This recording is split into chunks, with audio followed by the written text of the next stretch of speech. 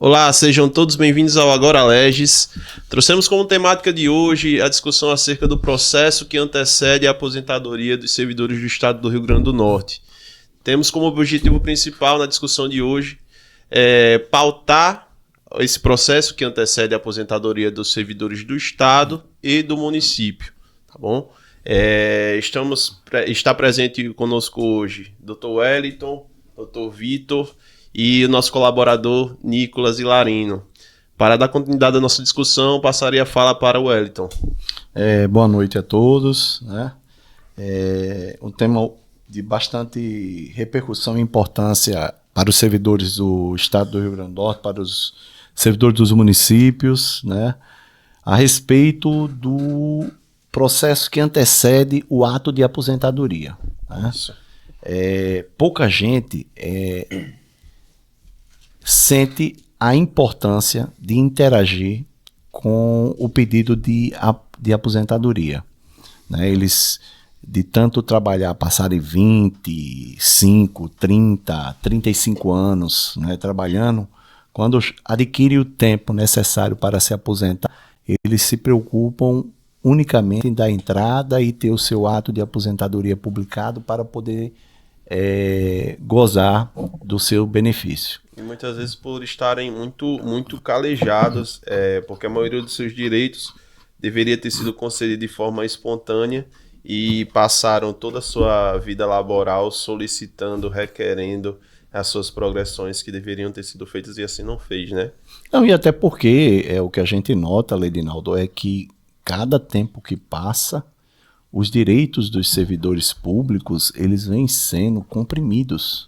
Sim. Então chega ao ponto de não valer a pena mais brigar, insistir em estar trabalhando. É melhor estar aposentado, né? Porque pelo menos não está gastando com alimentação, nem com roupa, nem com transporte, nem com nada. Tanto que a gente já presenciou casos de servidores que antecipam a sua aposentadoria, mesmo que os seus vencimentos, os seus ganhos diminuam drasticamente, né? Isso. Que ainda compensam, né? E ainda compensam quando eles fazem isso. Mas assim, o ato de aposentadoria, né, é uma parte da vida do servidor, onde ele termina o seu exercício laboral. E isso é feito através de um processo administrativo. Sim. Como é que ele faz? Adquirindo o tempo previsto na lei, vigente no tempo, né? Ele dá entrada no órgão de previdência, né, com um pedido de aposentação. Esse pedido é munido com o requerimento de próprio punho, requerendo a aposentadoria, documentos pessoais e ficha de tempo de serviço, ficha funcional, todas aquelas documentações necessárias. Passa pelo jurídico, quando é dado um parecer a respeito da possibilidade da concessão ou não, né, se ele tem um tempo, e depois é submetido à chefia imediatamente superior, deferindo o ato e mandando para que seja publicado o ato de aposentadoria. Após a publicação do ato de aposentadoria, o Instituto ele tem um prazo de 30 dias para remeter para o Tribunal de Contas do Estado, para que durante um prazo de 5 anos ele analise se aquele ato de aposentadoria ele foi feito dentro das formalidades da lei. Sim. Se ele encontrar qualquer irregularidade na concessão, ele não homologa e manda voltar, para que o órgão corrija e mande de volta. Né? Muito difícil a gente ver durante esse período, tá certo? O Tribunal de Contas do Estado mandar voltar para que se corrija, né, um direito do servidor que não foi contemplado no seu ato de aposentadoria. É muito mais fácil a gente perceber que esses retornos, essas não homologação, elas são muitas das vezes decorrentes da concessão de um direito que foi inserido erroneamente, indevidamente, do que pela sua falta, certo? Ou seja, para que prejudique o aposentado. Nunca é em prol do servidor. Né? Nunca é em prol do servidor. Eu vou dar um exemplo.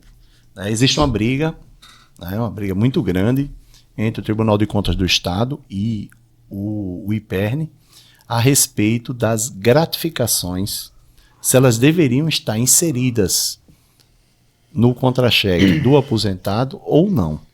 Né? Porque, segundo o Tribunal de Contas, aquelas gratificações elas não sofreram a incidência da contribuição previdenciária. Por isso, eles não poderiam levar para a sua aposentadoria.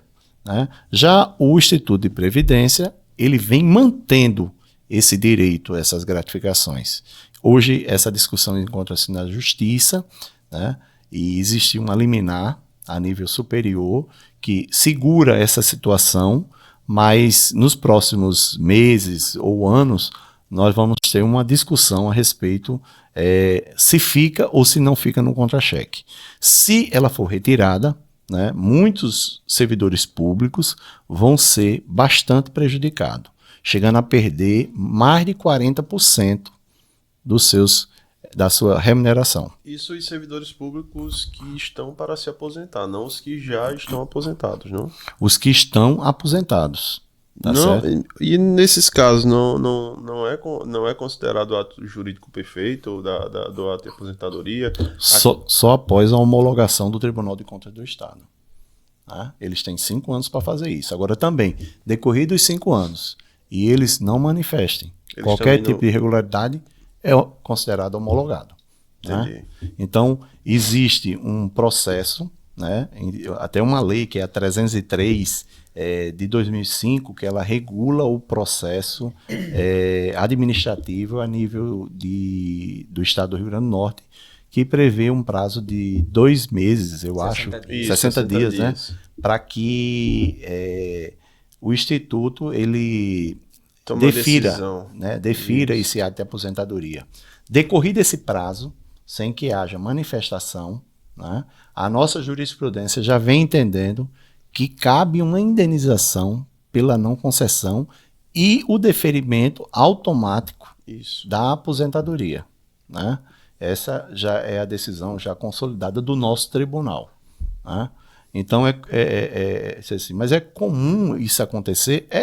Eu já vi processo de aposentadoria demorar quase 2 anos para ser concedida. E a pessoa entrar na justiça, tem que entrar com a obrigação de fazer para conseguir, tá certo, que seja concedido a sua aposentadoria. Por outro lado, existem aquelas pessoas que acham que, mesmo adquirindo o tempo necessário para se aposentar, elas preferem continuar trabalhando para não perder as gratificações. Então, elas continuam trabalhando e ganham um bônus chamado que é abono de permanência, que é o quê?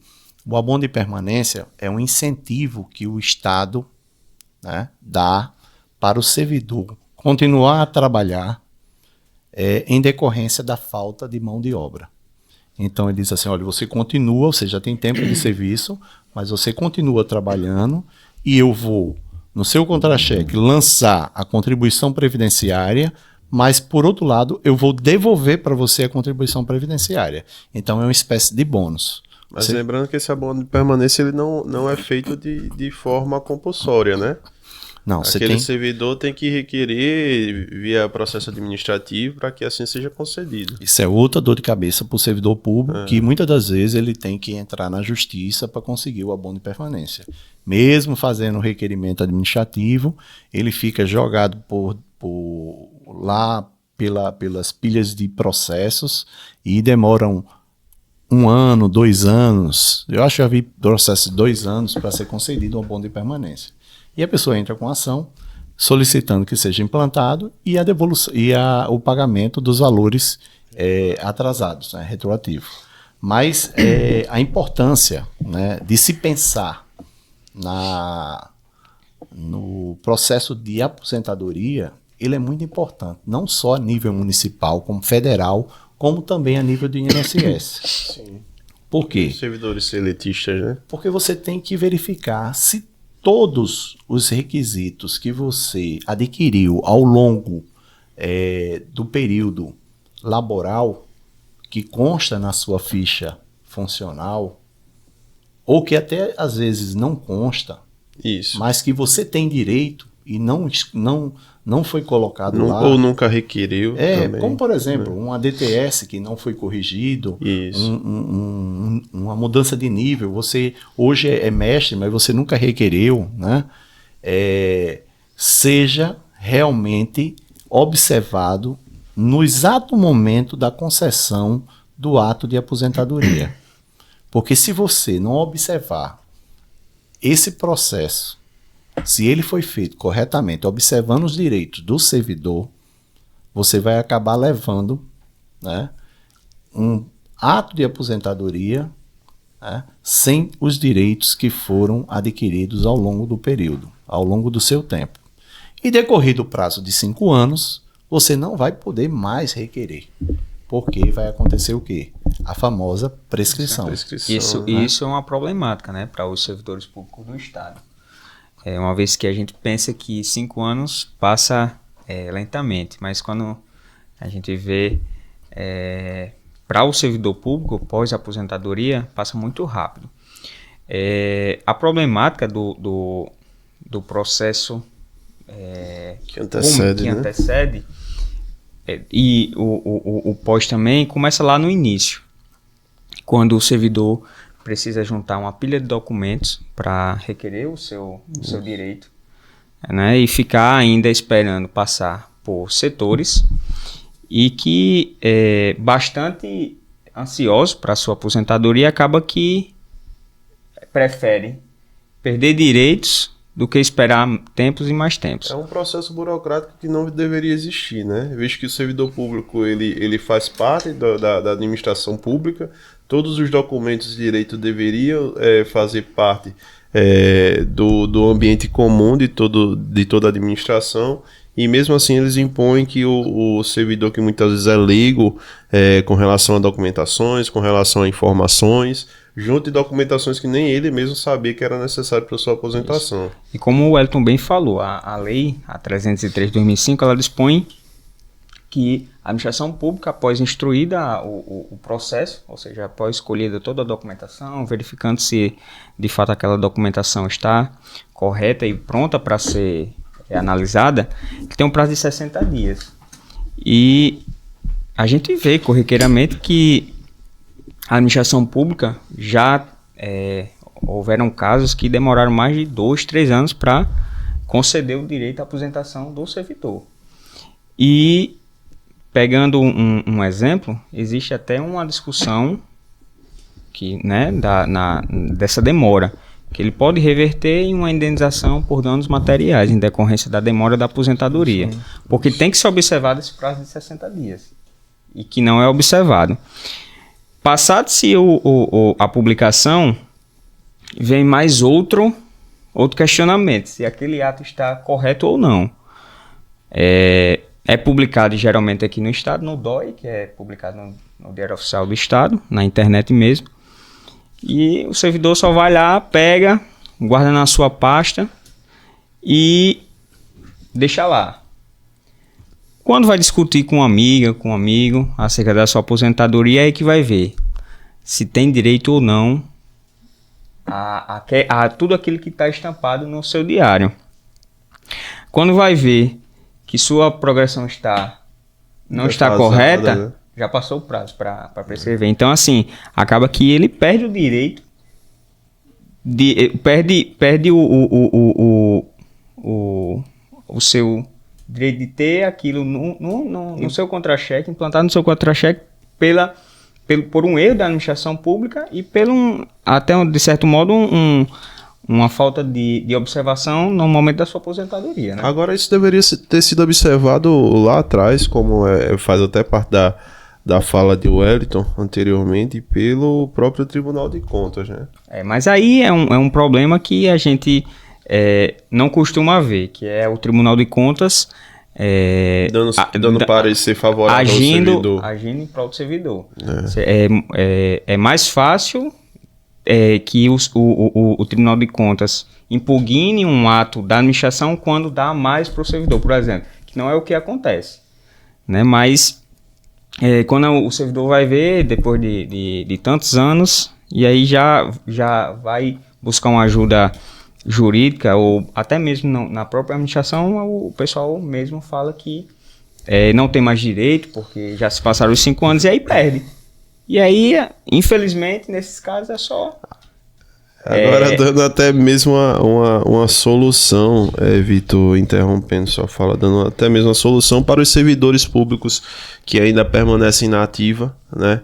Estão prestes a se aposentar, aqueles que já se aposentaram, mas não transcorreu os 5 anos do prazo prescricional, que existe sim caminhos, né, que eles podem sim trilhar para poder garantir esses direitos que não foram contemplados, ou que eles pretendem contemplar no seu ato de aposentadoria, seja um ADTS, seja uma progressão horizontal ou até mesmo uma vertical. Às vezes o servidor público tem servidores que não cansam de estudar, estão sempre estudando, então muitas das vezes teve uma especialização, uma pós-graduação, que acha que pode não surtir efeito para fins do seu ato de aposentadoria, das progressões verticais, né, propriamente dita.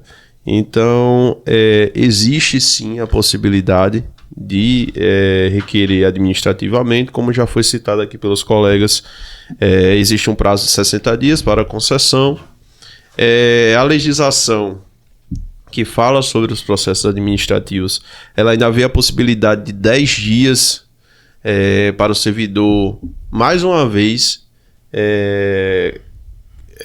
reclamar ou cogitar perante a administração o seu direito que não foi concedido, ou seja, o que era 60 dias passa a ser 70, de um direito que já está posto, que deveria ter sido concedido, alguns de forma compulsória, e mesmo assim não foi. Tanto que essa forma da indenização por danos materiais, eu acredito que seja uma forma que o legislador percebeu de compensar, de né, forçar com que a administração ela cumpra com o seu dever, que é de analisar os casos, conceder quando deve ser concedido. É isso, Wellington? Por exemplo, eu andando pelo estado do Rio Grande do Norte, eu vejo muito, e fico até bastante admirado, com a grande quantidade de professores com títulos de mestrado, doutorado. Né? Pessoal no interior, por exemplo, você vai ali em Tangará, né? Você tem, por exemplo, num quadro estadual, mais de 15, 20 doutores no município de Tangará. Né? E nos outros estados também, doutores mestres. Nós temos um quadro de professores altamente qualificados no interior. Sem dúvida. Né? E pouca gente sabe disso. E essas pessoas, assim que adquirem o título, né, que são títulos inerentes à área que eles estão atuando, né, e fazem o pedido de gratificação de título, chegam a passar 4 anos, 5 anos para a prefeitura conceder o aumento de título. Isso. E às vezes eles se cansam, dizem, não vou pedir mais não. Aí chega um momento da aposentadoria, eles dão entrada e eles acabam não levando o pedido de gratificação, de progressão desse título, né? Pela inércia de não ter entrado com um processo de progressão de títulos. Aí o ato de aposentadoria vem desfalcado, né, com um percentual referente a graduação que aquele professor tem. Né? Então observar o processo de aposentadoria, quando você diz assim, eu vou me aposentar, já tem um tempo. Né? É você saber se no seu contra-cheque, se na sua ficha funcional, todos os direitos que você deveria ter pelas leis que decorreram ao longo da sua vida profissional, estão contemplados naquele momento da aposentadoria no seu contra-cheque. Sim. Para que ele possa ser inserido no ato de aposentadoria. Muitas das vezes, Ledinaldo, Vitor, Nicolas, eu verifiquei que a pessoa tinha todos os requisitos corretos para a concessão da aposentadoria, né? Mas no exato momento de ser levado para o ato de aposentadoria, eles suprimiram o direito. Como foi o caso das 40 horas. O professor passou 35 anos recebendo 40 horas. E quando foi De carga horária, né? De carga horária. E quando foi no ato da aposentadoria, baixaram para 30. Eles tiveram que entrar no prazo de 5 anos com ações para poder rever esse período. Né? E aconteceu às vezes ao contrário. Eles levaram as 40 horas para o ato de aposentadoria, mas anos depois eles modificaram, né, de forma unilateral a carga horária de 40 para 30. Foi uma confusão que houve numa lei, né? Mesmo após a aposentadoria? Mesmo após a aposentadoria. Isso gerou um processo a partir de 2009, Sim. Né, onde eles reivindicaram que fosse respeitado o ato de aposentadoria com a carga horária de 40 horas, porque lá constava 40 horas. Ora, engraçado que foram 10 anos depois do ato de aposentadoria. 10 anos depois. Mas não pegou o prazo prescricional? Não pegou o prazo prescricional. Por quê, Vitor? Porque tem uma questão muito interessante. E eu acho muito controvertida aqui no estado do Rio Grande do Norte. Tá? É o caso da distinção, o que prescrição de fundo de direito, né? E prestação de trato sucessivo. Olha, Vitor, é uma dor de cabeça muito grande. Fazer entender, né? Fazer entender, porque muitos advogados, muitos operadores do direito, até juízes e desembargadores, eles confundem muito o que prescrição de fundo de fundo de direito e matéria de trato sucessivo.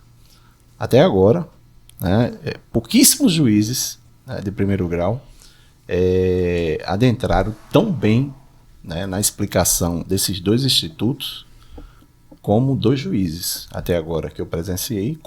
Pode frisar o nome aqui? Eu não tenho qualquer... Até porque é um elogio, né? É um elogio.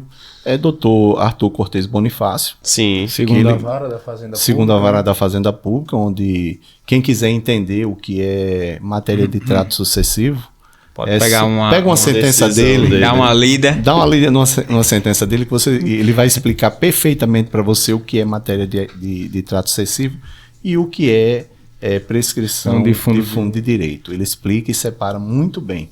E existem juízes que passam por cima disso e para ele tudo é prescrição, quando na verdade não é prescrição, né? Arthur Cortes, né, e Dr. Valdir, que era da vara da Fazenda Pública, né, eles explicam muito bem isso aí, eles definem de forma simples que matéria de trato sucessivo é quando o direito já está reconhecido e não vem sendo cumprido pelo Estado. Ou seja, todo mês se renova o ato lesivo. E você tem direito a pedir dos últimos 5 anos. Né? E prescrição de fundo de direito é quando você precisa declarar o direito que não está claro para poder ter a concessão daquele direito. Sim. Né? São essas diferenças. Agora, um ponto importante para esclarecer é até mesmo, por exemplo, existem servidores, não, mas eu requeri administrativamente, meu direito foi concedido, isso 3, 4 anos depois, e a maioria deles ficam satisfeitos com isso. Mas eu ponho um ponto de exclamação aqui. Vocês não devem ficar satisfeitos porque passaram-se 4, 5, 10 anos sem receber da forma adequada, como deveria ser. Por exemplo, quando o servidor ele faz o requerimento administrativo pedindo a progressão vertical, em que gera efeitos práticos nos seus exercimentos de uma forma substancial. Por exemplo, o servidor ganha R$2.000. O impacto de aumento é de R$400, mais ou menos. Isso gera repercussão diretamente no adicional por tempo de serviço. Então não é só R$400 de diferença. calculando isso durante 5, 10 anos, Tem um efeito cascata, né? Pegar as competências são realizadas valores mês a mês, aí, né? e valores exorbitantes que eles deixam de receber, e muitas vezes a administração ela se beneficia com isso por conta da falta de conhecimento do servidor. O servidor se dá por satisfeito por tá recebendo esmola, praticamente esmola por algo que ele conquistou, porque é uma especialização, foi dedicado tempo, foi dedicado estudos. Então, assim, é de suma importância salientar que todos esses servidores eles têm direito a receber o retroativo, que muitas das vezes, ou na maioria, todas as vezes, não é pago pela administração. Não é pago de forma alguma. Não vi até o presente momento a administração pública eles chegarem para pagar o retroativo do servidor, desde a época do requerimento administrativo. Eu estava conversando com o Vitor, né, semana passada, a respeito da questão dos requerimentos, né, da chuva de requerimentos que o governo criou para você conseguir alcançar Para dificultar, um né? determinado direito. Né? É justamente para dificultar o direito, para você, né, Vitor, demorar a ter aquele direito concedido, né? E, inclusive criaram a lei de 2017, né, onde vários direitos que não necessitava de requerimentos administrativos passaram a necessitar de requerimentos administrativos para poder ter direito. Na verdade, o que ele queria ser o seguinte, foi vamos criar uma lei para que a mudança de determinados direitos, eles passem a ser feito através de requerimentos para que a gente possa manipular, tá certo, o tempo de concessão e ninguém ter direito de forma automaticamente. Né? Agora, Wellington, eu acho que foi um tiro no pé, sabia? Porque assim, ao mesmo tempo que o servidor precisa fazer um requerimento, o Estado precisa demonstrar que está fazendo uma avaliação de desempenho para que aquele servidor possa ter o seu direito concedido. Atualmente o Estado vem fazendo. Mas é banalizado. Não, né? o Estado não vem fazendo. Já. O Estado não vem fazendo. E isso já chegou no conhecimento do Tribunal de Justiça, através de algumas demandas, né, onde as pessoas Que vem dão entrada num pedido de, por exemplo, gratificação, progressão horizontal. Ele quer mudar de letra, tá certo? A administração pública esqueceu ele na questão das letras. A cada tanto tempo ele tem que mudar de letra. A administração esqueceu, simplesmente. E ele ficou estacionado naquela letra, podendo estar já na última letra, certo?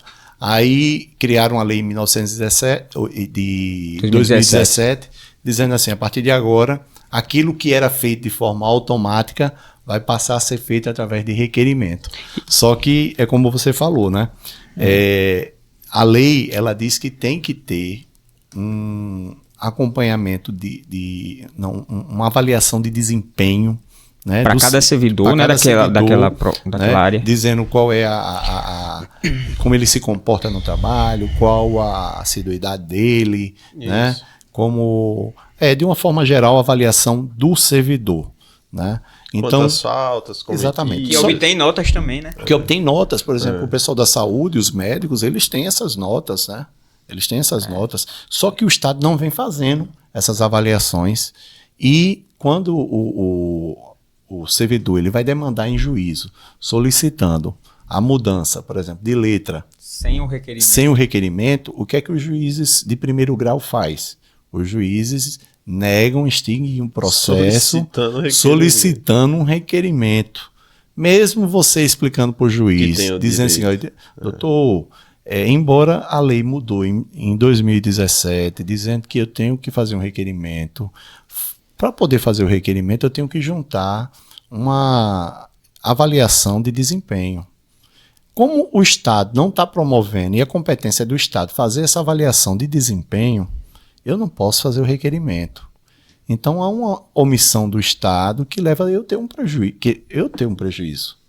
Aí o que é que acontece? O tribunal andou decidindo recentemente que você não pode ser compelido de requerer em juízo por falta de requerimento administrativo, porque esse requerimento administrativo precisa de É condicionado fundamentando ainda em princípio constitucional, que é da inafastabilidade da jurisdição. Sem falar que você não vai apresentar avaliação de desempenho. porque não tem. Não tem. Né? Então eles estão dizendo assim, ó, não precisa de avaliação de desempenho. Ou não precisa de requerimento administrativo. Pode dar entrada, né? O Estado é que vai ter que provar aí que você não tem direito. Tá certo? É a administração pública, mais uma vez, tentando se sair da concessão de direito. Porque se a gente for parar bem para pensar, no momento em que ela condiciona até mesmo um requerimento administrativo, imaginemos que no estado do Rio Grande do Norte hoje tem 60 mil servidores ativos. Então, assim, cada servidor que já possui o direito, esperando por, no mínimo, 2 meses, se a gente for calcular 2 em 2 meses de cada servidor que a administração deixa de pagar o seu direito, ela já está ganhando muito. Então, assim, imagine 5 anos de cada servidor que não é concedido. Já tivemos situações de pegar um servidor que estava na letra B e já tinha feito um requerimento para a letra C e já possuía direito de ir para a letra H. Isso acontece. Entendeu? Então, acontece. É uma situação de inércia extrema por parte da administração. Hoje estamos com o nosso convidado. E até lançar uma pergunta, que ele tá quieto, né? E colaborador Nicolas. Ele é acadêmico no curso de Direito, hoje já no 4º ano, né, do curso de Direito. E a gente queria lhe ouvir acerca de como é a situação acadêmica com relação a direito administrativo, até porque as matérias pautadas, a maioria são referente a direito administrativo. Qual é a ótica de vocês acadêmicos do curso de bacharel, né? Acerca de direito administrativo, qual o conhecimento, qual é a sua perspectiva? Pois é, Ledinaldo, é interessante esse ponto, porque quando você fala em direito administrativo, nós acadêmicos, né? Nós estudarmos nas cadeiras de direito administrativo, o doutor Wellington falou de uma maneira muito aprofundada acerca da legislação que rege os servidores da área da saúde, segurança pública, da educação. Sim. Mas as universidades brasileiras, e isso pode ser até uma crítica, doutor Wellington, que elas vêm formando profissionais medíocres, porque nós estudamos as cadeiras de direito administrativo de uma maneira muito superficial. Medíocres no sentido com relação à matéria de direito administrativo. A matéria né? de direito administrativo. Sim. Sabe, os profissionais que saem das universidades brasileiras, eles saem sem uma bagagem direito administrativo. Uma bagagem em direito administrativo suficiente para que eles entrem na atuação prática capacitados para o mercado de trabalho e cumprirem com a sua função de advogado, que está previsto na Constituição, Sim. que é indispensável a função do advogado, a administração da justiça. Sim. Então, assim, quando a gente estuda direito administrativo na faculdade, a gente estuda, assim, de modo geral, o regime jurídico que rege o direito administrativo, os princípios, mas em se tratando de legislação própria, que é atinente a cada área do serviço público, se nós não tivermos uma experiência no escritório de advocacia, se nós não tivermos experiências em secretarias para nós vermos como se dá a realidade, como acontecem as coisas, porque há um distanciamento muito grande entre o que se estuda dentro da sala de aula e o que se pleiteia em juízo pelos advogados. Por exemplo, um advogado, e que já foi muito bem falado por vocês, advogados, que pleiteiam pelos direitos dos servidores públicos, por exemplo, tanto da ativa como da inativa, fazendo protocolos de revisão antes do ato aposentatório, para o pessoal da ativa, que requer administrativamente um direito, seja de progressão de uma letra, progressão de um nível, uma progressão de ADTS. A gente, para não usar uma palavra que não atenda ao momento, é uma espécie de Descaso, né? Descaso com os servidores, descaso sabe? Exatamente, um descaso generalizado. Né? Inclusive, eu estava na agulha para falar, na hora que Vitor estava falando, sobre a questão do serviço do servidor público. O servidor público tá à mercê, porque ele requer administrativamente, a administração pública é uma dificuldade, chega ao TCE, que é órgão do legislador, é outra dificuldade, chega judicialmente para requerer, doutor Wellington falou muito bem, às vezes em não tendo requerimento por uma omissão estatal é outra dificuldade porque o processo judicial é extinto. Então, assim, o servidor público está numa situação que... E, Nicolas, eu acredito que você teve uma experiência prática até mesmo dentro de casa, né? Sim, sua avó sim. Servidora pública eu ia aposentada. falar disso agora. Eu tenho experiência... Acredito que você já tenha presenciado em vários momentos, até mesmo acompanhado ela na sua juventude em repartições públicas, protocolando requerimentos e mesmo assim não foi atendida. Sim. Minha avó, eu tenho um exemplo dentro de casa, como você falou, né? Minha avó é servidora pública do Estado, é professora, já aposentada, mas durante toda a sua vida laboral, ela passou por essas dificuldades que vocês falaram aqui. Todas essas dificuldades de requerer administrativamente e não ter os direitos concedidos, ajuizar ações e ter todo um trâmite judicial para que aquele direito que é dela, de direito dela, seja concedido, é outra dificuldade. Então, assim, eu tenho experiência prática de enxergar a dificuldade que o servidor público enfrenta, porque o servidor público passa toda a sua vida laborativa prestando serviços à administração pública, passa a sua vida todinha prestando serviços à sociedade. Então, a administração pública vem falhando de forma... eu não sei nem qual palavra utilizar, Ledinaldo, mas de uma forma muito assintosa com os servidores.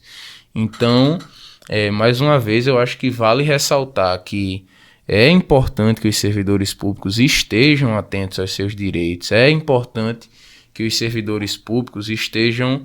E é importante também a questão dos protocolos de revisões dos servidores públicos. A época da minha avó, não existia essa questão que hoje é muito bem frisada do servidor público, antes de se aposentar, fazer um protocolo de revisão, para que quando ele se aposente, o seu ato aposentatório, a sua resolução de aposentadoria, esteja lá toda nos conformes, sem que ele necessite demandar em juízo, após a sua aposentadoria, algum direito em que ele não observou, porque como o Vitor bem falou, às vezes quando a pessoa o servidor, aliás, vai demandar em juízo, aquele direito já prescreveu, né? Então, assim, enquanto acadêmico de direito, eu acho que a visão que eu tenho é que, infelizmente, as universidades brasileiras vêm falhando com os estudantes, que elas deveriam ser mais incisivas, ser mais aprofundadas e não tão superficiais quanto elas vêm sendo. Elas poderiam formar melhores profissionais para que quando entrassem no mercado de trabalho não entrassem às cegas, porque muitos estudantes de direito não têm, infelizmente não têm a oportunidade de estagiar no escritório de advocacia, de ter experiências de estágio também na Secretaria de Educação, na Secretaria de Administração Pública, não tem essa oportunidade de abrir seus olhos. Ou ter acesso realmente ao direito administrativo. Ao direito administrativo. Às vezes acha que o direito administrativo, pela própria palavra, a palavra já diz, é um processo administrativo, mas a gente sabe que não é um processo administrativo, vai muito além do processo administrativo. Agora, só puxando um gancho aqui, o Elton pode me ajudar nesse sentido. Em 2020, houve uma lei federal que congelou os direitos de progressões dos servidores. E que recentemente foi revista essa lei, que não era bem assim como eles estavam falando, de acordo com a lei federal. Né? Eles entenderam que as progressões só eram para ser congeladas aquelas gratificações que a administração ainda não havia concedido ao servidor. Né? E depois houve uma discussão e entre aspas, descongelou As gratificações. esse tempo para que o servidor pudesse progredir funcionalmente, né? Eu vejo, Vitor, um problema muito sério no Brasil com relação à hermenêutica, sabe? Com relação à interpretação. Somente por parte do judiciário, né? Por exemplo, nesse caso aí específico que você citou, né? Graças a Deus, depois corrigido pelas instâncias superiores, né? Eles entenderam que pela inconstitucionalidade, né? essa lei, ela, que tratava do congelamento de tempo para as gratificações. de progressões, né? Agora, qual foi a justificativa que eles deram para esse congelamento? Eles disseram o seguinte: a lei, devido ao período de calamidade em decorrência da Covid, né? Abalaram financeiramente os municípios e os estados. E com isso, os estados eles ficaram isentos de conceder progressões, modificações que já haviam sido concedidas, certo? A pessoa já tinha já cumpriu os requisitos, ela não poderia mais na interpretação principalmente dos jogadores de primeiro grau, né? Quando essa questão ela começou a subir, começou a ser discutida, né, pelos tribunais superiores, eles entenderam o seguinte, que as pessoas que já tinham um direito, tá entendendo? Já tinham direito, era dever do Estado, né, já contemplar no seu orçamento anual, que é feito orçamento anual antes, né? Exatamente, porque a administração ela sabe. Ela sabe que tem que pagar na folha do próximo ano. Ela sabe que o professor tal, ele vai progredir em setembro, isso, tá certo? Para a letra tal. Então já tá previsto, tá certo? Encaixa aquele aumento, aquele reajuste. Isso. Então o que foi que as instâncias superiores decidiram? Que aquelas pessoas que já estavam no curso, né, da aquisição de direitos, né, de direitos que já existiam, elas teriam direito a receber. Agora, os novos direitos, né, os novos aumentos, essas seriam congeladas em decorrência da lei, né? Houve essa confusão de entendimento. E o mais estranho de tudo é que, mesmo com essa decisão de inconstitucionalidade daquele artigo, que agora me falha a memória do número da lei, vem negando a incidência dessa inconstitucionalidade, ou seja, julgando ainda pelo congelamento daquele tempo, né, de 2020. É lamentável. Até 2020. Ou seja, eles só conseguem contemplar o direito nos tribunais superiores. Porque agora está congelado, né? Eu acho, doutor Vitor, que a lei de 2020 é 173, né? 173 de 2020, a lei complementar federal. Isso. Perfeito. Partimos agora para as conclusões finais. Pergunto a cada um se vocês têm alguma consideração a fazer, algum ponto a ser mencionado que pode ter vindo no momento das discussões de outro colega e que seja pautado agora no final para sanar qualquer dúvida dos telespectadores. Leonardo, eu acho que a discussão a respeito de hoje foi a respeito da necessidade da revisão, né? Revisão antes e depois da concessão da aposentadoria. Sim. Tá certo? Você acompanhar o processo de concessão de aposentadoria para saber se todos os seus direitos estão contemplados naquele ato aposentatório. E, após a concessão, verificar novamente se eles estão contidos no ato aposentatório dentro do prazo prescricional. Então, é importante que todos os servidores dos municípios, do Estado, eles procurem um profissional da área do direito, da sua confiança, para que examine o processo de aposentadoria, verifique se encontra-se dentro da conformidade da sua ficha funcional, de todos os direitos que foram adquiridos durante o seu período laboral, para que você não tenha prejuízo no ato da concessão da aposentadoria. Eu acho que esse foi o tema focado no dia de hoje, tá certo? Foi fazer com que levem a sério o ato de aposentadoria, né?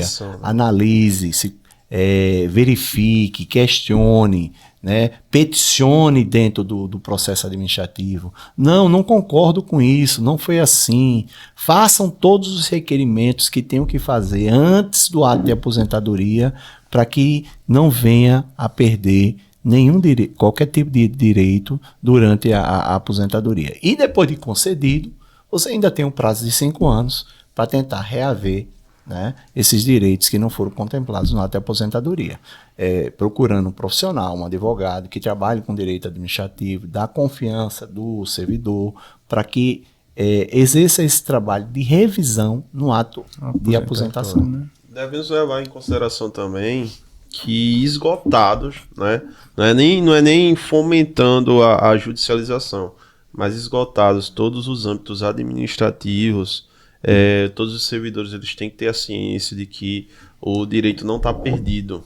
Eles podem sim buscar outros meios, como você já bem frisou, com um profissional de sua confiança, para que assim seja efetivado por meio de uma decisão judicial. Não é isso? Reitero a palavra de vocês. Agora, aquele ditado nunca fez tanto sentido, né? A lei não socorre aqueles que doam. Isso, perfeito. Ficar antes que o tempo passe e os direitos sejam, de fato, 5 anos passa voando, né, doutor? Aqueles Vitor? que não são de trato sucessivo. Sucessivo, Né? Pois bem, pessoal, gostaríamos de agradecer a presença de todos até o presente momento. Esperamos que tenham gostado da temática pautada hoje. Informo que aqueles que tiverem dúvida, pode lançar no chat que a gente vai estar respondendo assim que possível. Tenham todos uma ótima noite e gostaria de agradecer a cada convidado aqui presente, Nicolas, Wellington e Vitor. É isso, um forte abraço.